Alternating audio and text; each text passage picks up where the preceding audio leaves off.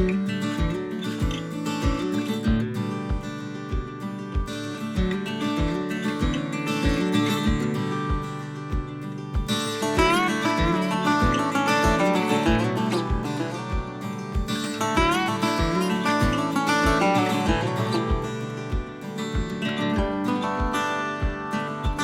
the season, the dove food plot starts.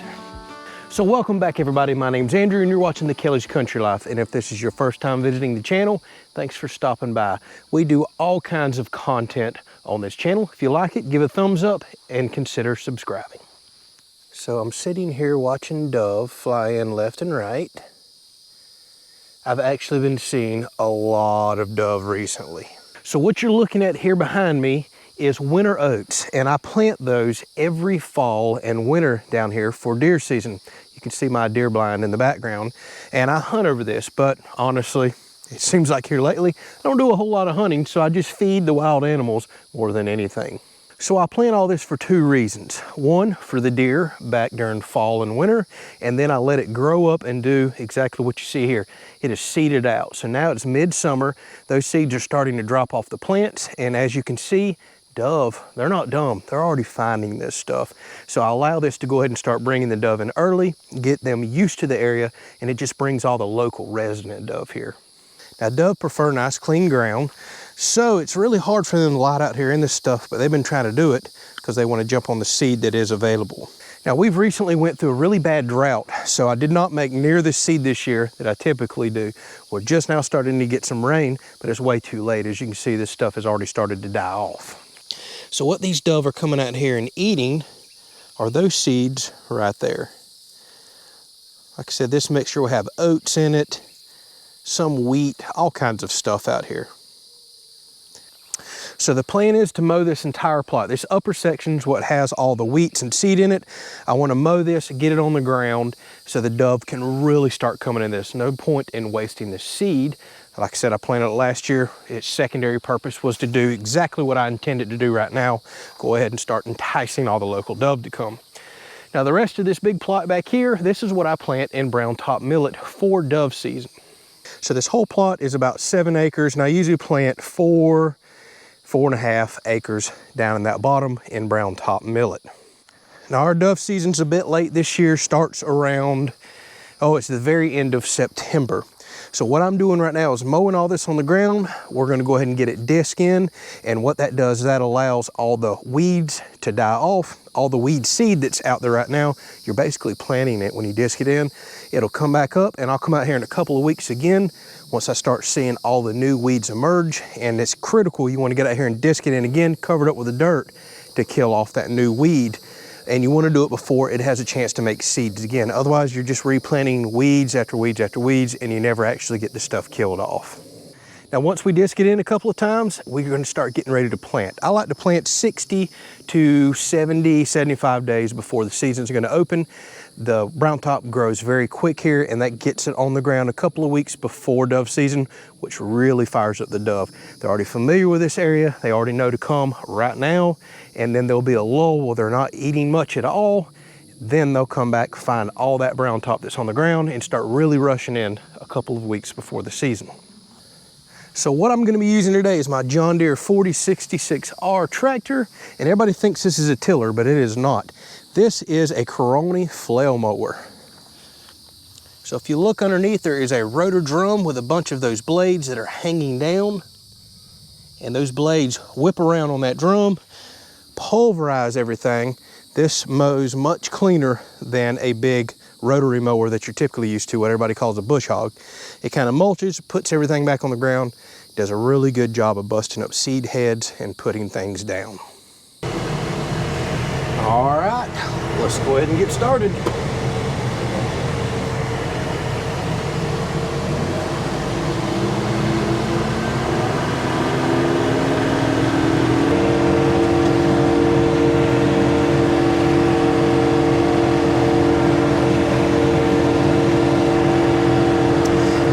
Are relatively dull on this mower, which is fine because I just do a lot of rough cutting with it, and I have it set quite high. I'm not trying to get a nice beautiful cut here. I'm just wanting to knock down all of the material, so whenever I come in and disc it, it's not that hard on the disc to cut up.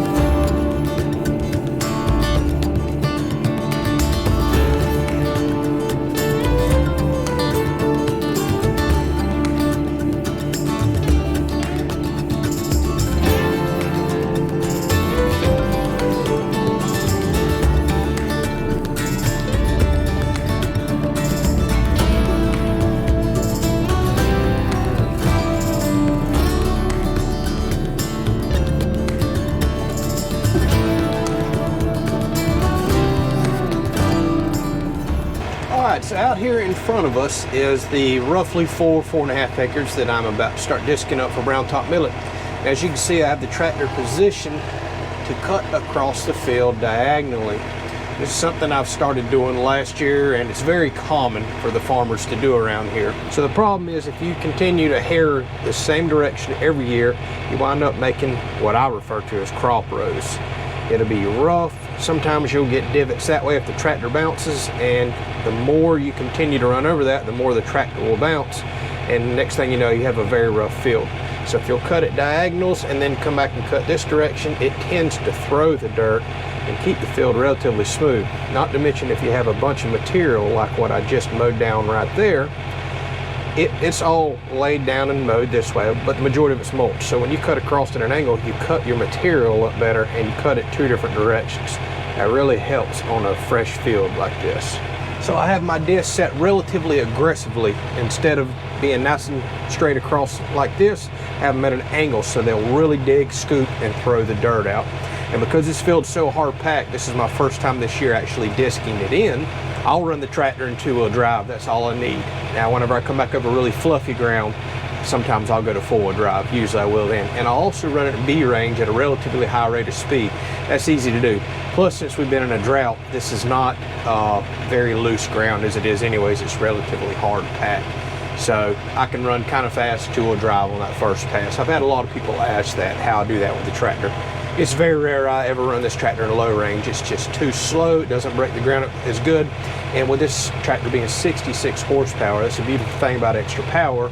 You can kind of run ground a little faster. Now, weight is key with a tractor on pulling the implement, but more power typically allows you to run it a little faster. The tractor doesn't struggle as hard.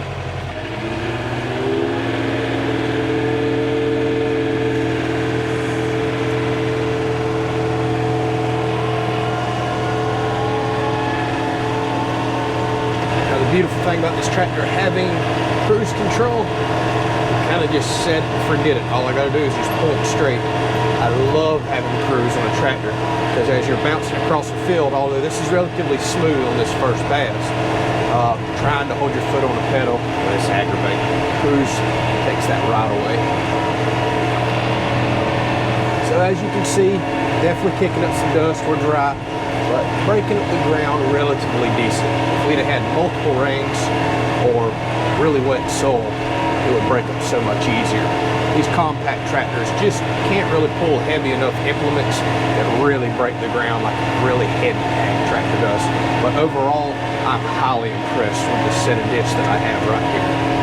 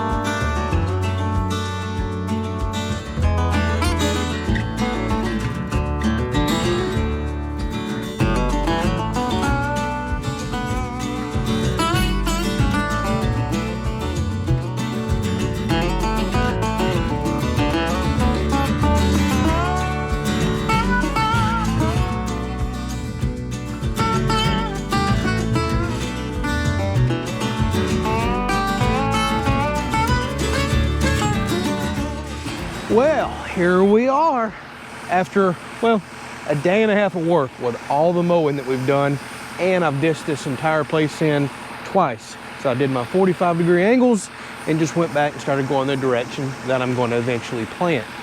So as you can see, very little to no green left out there at all. All the weeds are chopped in, and more importantly, we have buried all the weed seeds.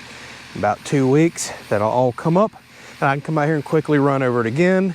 And I may even hit it with a light little bit of weed killer this year just to make for sure nothing else comes up. So a lot of people have been asking, when are you going to start your dove food plots? Well, now. Preparation is all part of good planning. Same way with the garden. You got to prepare your soil every spring, you weed it, and you get it set up and ready for planting. So I do this about a month ahead of time. From here on out, it's just work on the weeds a little more that are gonna pop up, and then about another 4 weeks, we'll get out here, get all of our brown top millet planted. I'll show you how we do that process, and then it's fingers crossed, pray for some rain. Hopefully this stuff grows well, and we'll have us an enjoyable fall. It's crazy to think we just hit summer, and I'm already doing preparation and work for fall. My, the years seem to fly by. Hopefully you enjoyed the tractor time. I love working on my tractor and running it around, working the ground. That's part of the reason we bought the property that we did. I just enjoy being outdoors. Thank y'all so much for watching. We'll catch you on the next video.